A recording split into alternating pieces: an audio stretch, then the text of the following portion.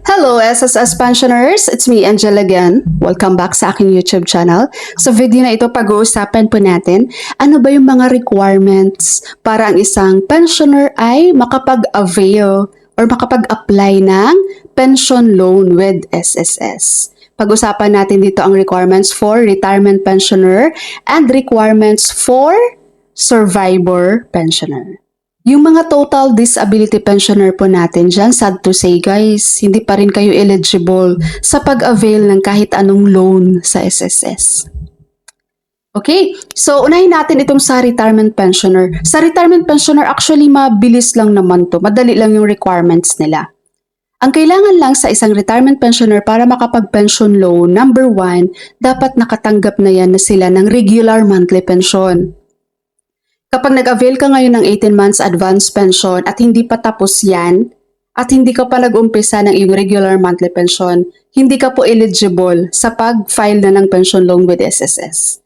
Kailangan po nag-umpisa na ang iyong regular monthly pension. Nakatanggap ka na kahit isang buwan. Number 2 po, below 85 years old. Number 3, dapat meron po kayong SSS online account.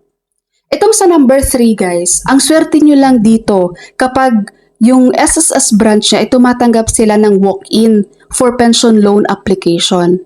Marami kasi ditong mga SSS branch na kapag nag-walk-in ka for pension loan application, sasabihin sa'yo na, mag-apply ka po online sir, mag-apply ka po online ma'am. Diba? Meron ganon. Kaya yon isa sa mga requirements ay SSS online account. So yun lang, ang requirements dyan guys, sa mga retirement pensioner natin, makakapag-avail yan sila ng pension loan with SSS. Sa loanable amount naman po ng ating mga retirement pensioner, kung magkano po yung inyong monthly pension, i-multiply nyo lang po yan, i-times nyo sa to 3 months ba ang ilo-loan nyo, 6 months ba, 9 months ba, or 12 months. Kayo po ang pipili dito. Basta hindi lang po siya mag-exceed, hindi lang siya lalagpas sa maximum loanable amount ng retirement pensioner na 300,000 pesos. Halimbawa po ang iyong monthly pension 10,000. Tapos gusto mong mag-pension loan ka ng 6 months. So 10,000 times 6 months, that is 60,000 pesos. Yun po ang iyong malo-loan, ma-pension loan with SSS. Okay, ngayon sa number 2, sa survivor pensioner naman, ang requirements po ng survivor pensioner para makapag-pension loan po kayo, kinig kayo guys ha, ang dami ditong survivor pensioner na mga nag-walk-in kayo sa SSS, tapos sasabihan kayo, wala pa namang survivor pension. No? Merong mga ganong comment. Ganito po ang requirements nyo kasi. Number 1, dapat may sarili po kayong SSS number. Meron kayong SSS online account na meron ng approved na DAIM or disbursement account. Mag-apply po kayo guys sa inyong SSS online account. Huwag pong walk-in. Ang dami dito mga survivor nagbo-walk-in. Kawawa lang. Dahil sinasabihan kayo ng SSS na hindi pa available ang survivor pension loan. Ang tagal ng available yan guys. Last year pa yan. Kung hindi ako nagkamali, September 2025 ata. Last year pa yan. Available na po itong survivor pension loan. Kaso online kasi to.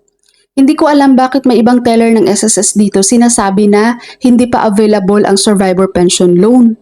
Pwede nyo namang sabihan yung mga nag-inquire dyan sa inyo, ma'am, kailangan to online, hindi po walk-in. Ganon sana ang sasabihin nyo.